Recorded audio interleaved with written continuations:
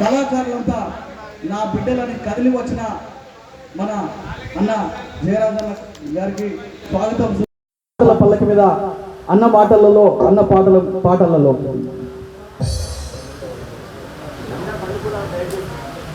నాకు నాకు చాలా సంతోషంగా ఉంది. ఇవాళ మీ కళాకారులలో ఒక్కొక్కళ్ళు ఒక్కొక్క చరణం పల్లవి నా పాటలు పాడుతుంటే ఇప్పుడు నాకు అనిపిస్తుంది నేను వెళ్ళిపోయినా బాధలేదు మీరు ఉంటాను అని. అంటే కవి మరణించడు, రాజు మరణించే ఒక తార రాలిపోయే, కవియు మరణించే ఒక తార గగనమెక్కే, రాజు నివసించు రాతి శిలల యందు సుకవి జీవించు జనము నాల్కల యందు అని చెప్పటానికి ఈ సభే ఉదాహరణ. నాకు వీళ్ళిద్దరంటే చాలా ప్రేమ, చాలా ఇష్టం. ఎందుకు ఇష్టం అంటే మాంగళ్యం తంతునామేనా మమ జీవన హేతునాం అని తల్లిదండ్రి చేసిన పెళ్లి కాదు, ప్రేమించి స్వేచ్ఛగా పెళ్లి చేసుకున్నారు వీళ్ళిద్దరు. మనస్ఫూర్తిగా ఆ పెళ్లికి నేను వెళ్ళాను. ఆ పెళ్లికి వెళ్ళి వచ్చే తిరిగి రాత్రే నేను క్యాన్సర్ బారిన పడి నిమ్స్ హాస్పిటల్లో జాయిన్ అయ్యాను. నిమ్స్ హాస్పిటల్ నుంచి నా డాక్టర్ 2 నెలల 15 రోజులకు అంటే ఎక్కువ బతుకు అన్నప్పుడు గద్దరన్న నన్ను తెలంగాణ ఉద్యమంలోకి తీసుకొచ్చి మనుగూరు నుంచి ఆదిలాబాద్ వరకు యాత్ర జరుగుతున్నప్పుడు నా వెంట ఈ చెల్లి చివరి దాకా నడిచింది. ఆ రోజు నాకు బాగా గుర్తు, ప్రతి వేల లాక్స్ ఆఫ్ పీపుల్ ముందు పాడిన పాట ఆడ జన్మే పాడు జన్మగా చూసే ఈ యొక్క పాపిష్టి లోకమోలోన ఆడపిల్లనయి పుట్టుట కంటే అడవిలో మానయి. ఎంత నేను అరే ఎంత మధురమైన గొంతు. అలా పాటలతోటే మొత్తం నడిచింది. భూపాలపల్లి వచ్చిన తర్వాత కర్ఫ్యూ పెట్టారు. కర్ఫ్యూ పెడితే ఈ తమ్ముడు ఈ చెల్లె నా వెంట ఉన్నారు. గద్దరన్న ఆలోచిస్తున్నాడు. తెల్ల గీత పోసారు, అవతల రైఫిల్స్ పట్టుకొని ఉన్నారు మిలిటరీ వాళ్ళు. గద్దరన్న పోదామా వద్దని అన్నాడు. గద్దరన్న నువ్వు యుద్ధ నౌకవు, ప్రాణాలకి ఇలాంటి టైంలో తెగించకుంటే ఇంకా మనం యుద్ధ నౌకలం కాలేము అని ఈ వీళ్ళిద్దరి చెయ్యి గద్దరన్న చెయ్యి పట్టుకొని మేము తెల్ల గీత దాటాం. రైఫిల్స్ అన్ని పక్కకు పోయాయి. ఆ నుంచి శ్రీరాంపూర్ పోయాం. శ్రీరాంపూర్ పోయే వరకు అక్కడ బాగా పాట పాడమన్నారు, పాడాను. ఇంకా పాడమన్నారు, పాడాను. ఇంకా పాడమంటే పాడితే 45 కుట్లల్లో 10 కుట్లు పగిలిపోయి రక్తస్రావమైంది. అలాంటి ప్రతి కవి కళాకారుడు త్యాగాలతోటి ప్రపంచంలో ఎక్కడా లేదు. తెలంగాణ గడ్డ మీద అద్భుతమైన పాటగాళ్ళు, కవులు, వెలగట్టలేని అద్భుతమైన ఆణిముత్యాలు ఇక్కడ ఈ తెలంగాణ గడ్డ మీద ఉన్నారు. అలాంటి ఆణిముత్యాలు మొత్తం కూడా తెలంగాణ రాష్ట్రం కోసం పనిచేసి తెలంగాణ రాష్ట్రం సాధించడం అనేది జరిగింది. నేను చాలా గర్వపడుతున్నాను తెలంగాణ రాష్ట్రం వచ్చినందుకు. ఈ పిల్లలందరూ కూడా చాలామంది నాతో తిరిగిన వాళ్ళు ఉన్నారు. వాళ్ళందరూ కూడా సగర్వంగా ఇల్లు వదిలి, వాకిలు వదిలి, భార్యను వదిలి, పిల్లలు వదిలి, ఆడపిల్లలు పడుకోవటానికి రాత్రి పూట స్థలం లేకుంటే ఎన్ని ఇబ్బందులు పడ్డా ఉన్నాయి. ఆ రోజు మీటింగులలో చాలామంది అంటారు రాజకీయాల వల్ల తెలంగాణ వచ్చిందని. మేము పాట పాడుతున్నప్పుడు రాజకీయ నాయకుడు, ఎమ్మెల్యే, ఎంపీ తెల్లబట్టలు వేసుకొని స్టేజ్ మీదకి వస్తే జనం ఎంత గొప్ప వాళ్ళంటే వారి గల్లా బట్టి ఈసిరావతలు పడేసి పాడండి పాట అన్నారు. అంత గొప్ప ప్రజలు తెలంగాణ ప్రజలు. పాట అంత ఉవ్వెత్తున లేచింది. అలాంటి ఉద్యమం వచ్చిన తర్వాత, తెలంగాణ రాష్ట్రం సిద్ధించిన తర్వాత 10 సంవత్సరాల తర్వాత మొట్టమొదటిసారిగా నన్ను, గోరెటెంకన్నను, కొంతమంది కవులను ఆనాడున్న గవర్నమెంట్ పిలిస్తే నేను 123 మంది పేర్లు వీళ్ళందరూ తెలంగాణ కోసం పోరాడారు. ఆ పేర్లలో వీళ్ళిద్దరి పేర్లు కూడా నేను ఇచ్చాను. నేను 120 మంది పోరాట యోధుల పేర్లు ఇస్తే తెల్లారే వరకు 500 అయింది, 1000 అయింది. అన్నీ అందులో గొరబడిపోయారు మొత్తం.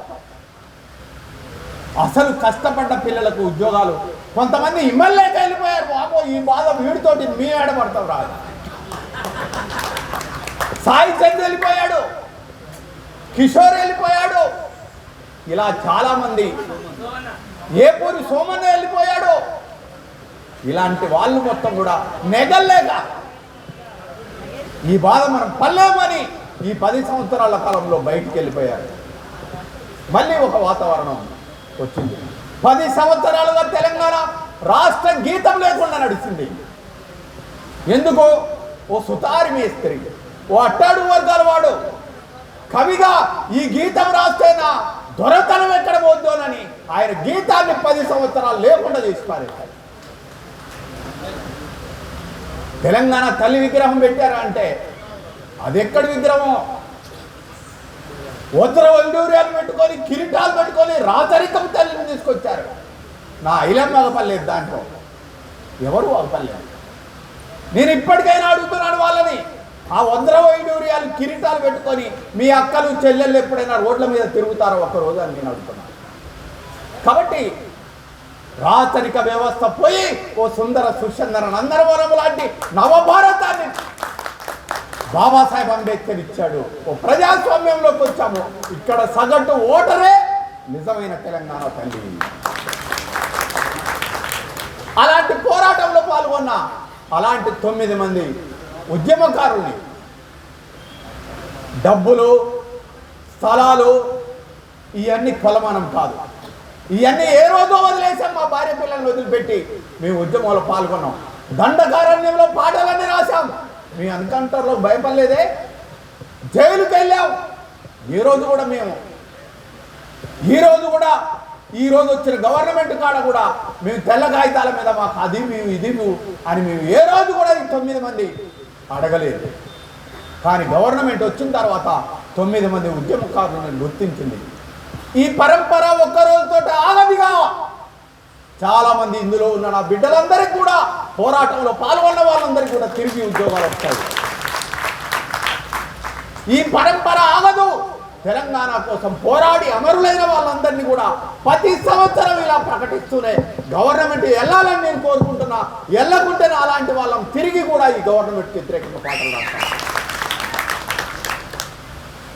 ఇలాంటి స్థితిలో మీరందరూ కూడా ఈ సభ జరుపుకోవటం నాకు చాలా సంతోషంగా ఉంది. ధైర్యంగా ఉండండి, మన రోజులు వచ్చాయి.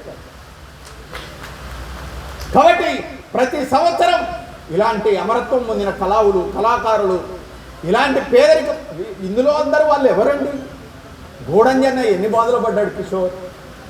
అమ్మోడివాడు అయ్యోడివా అని పాట రాస్తే దొర ఏంద్రవాడు పీకుడు ఏందని రాసినందుకు గూడంజన్న చచ్చిపోయేటప్పుడు అయ్యా ముఖ్యమంత్రి గారు ఒక వాళ్ళు రమ్మంటే రాలేదు. ఎందుకు? దొరతనం అడ్డ వచ్చింది. ఎప్పుడో పోయిన బండి యాదగిరి బండి వెనక బండి కట్టి 16 బండ్లు కట్టి ఏ బండిలో వస్తావు కొడుకో నైజాం సర్కరోడా అన్న బండి యాదగిరి కానుంచి ఈరోజు గూడంజన్న వరకు కూడా వాళ్ళని ఈరోజు గవర్నమెంట్ గుర్తించిందంటే ఇది ప్రజా గవర్నమెంట్గా మనం అందరం ఒప్పుకోవాల్సిందే. కాబట్టి ఇలాంటి గవర్నమెంట్లో మీ అందరికీ కూడా ఓ సముచితమైన స్థానము ఉంటుందని, ఓ పోరాట కవిగా, ఒక ఉద్యమ కవిగా ఆ రోజు ఎట్లనైతే నేను మీ అందరినీ పేరు రాసించి ఉద్యోగాలు రావడానికి కృషి చేశానో రేపు కూడా మీకు అలానే ఉంటానని, నాకు వేరే ఆశలేమి లేవు. పాటే నా ప్రాణము, పాటే నా జీవితం, ప్రకృతిచ్చిన వరము, స్వరమేలే నా బలం, ఆటుపోటులు ఎదురైనా ఆగదు ఈ ప్రయాణం, పాటే నా ప్రాణము, పాటే నా జీవితం. మేమందరం ఇందులో చాలా మంది కవులు ఉన్నారు. సమాజం బాగుండాలని మేము రాస్తాం. మా అందరికీ కులం లేదు. ఓపెన్గా చెప్తున్నాను నేను, మాకు కులం లేదు, మాకు మతం లేదు, మాకు దేవుడు లేడు. మా అట్టడుగు వర్గాల జాతులు అధికారంలోకి రావాలి. బాబాసాహెబ్ ఏమన్నాడు పార్లమెంట్లో? ఫోర్ యూ, హిందువా కాదు, ముస్లింవా కాదు, క్రిస్టియన్వా కాదు, బుద్ధిస్టువా కాదు, ఎవరు? I'm firstly and lastly I'm Indian అని చెప్పాడు.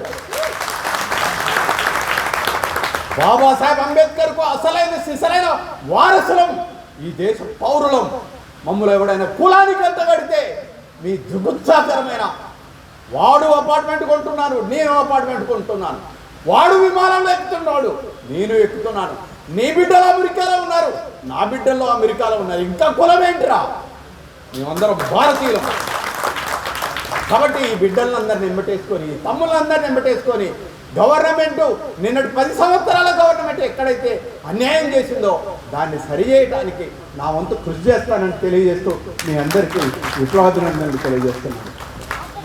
అన్న ధన్యవాదాలన్న. అన్న కర్ర పట్టుకొని కళాకారుల కోసం కదిలి పట్టించింది. లేచి నిలబడి చప్పట్లు కొట్టాలి 2 నిమిషాలు గట్టిగా గట్టిగా గట్టిగా.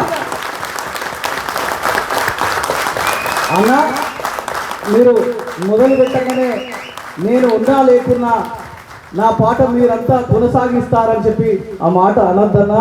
మీకు ఈ వేదిక నుంచి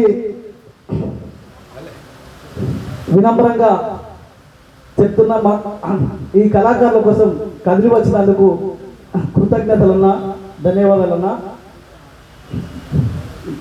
అన్న